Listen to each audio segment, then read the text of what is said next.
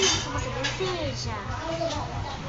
Ai, de novo essa história?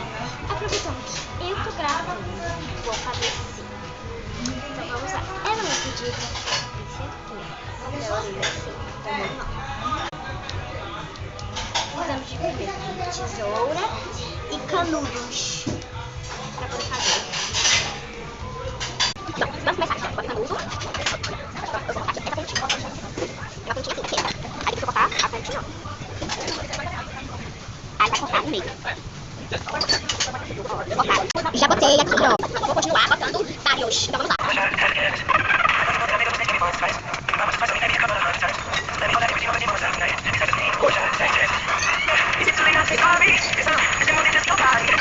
Bom, deixa eu mostrar o resultado. E esse foi o resultado. Minha filha amou.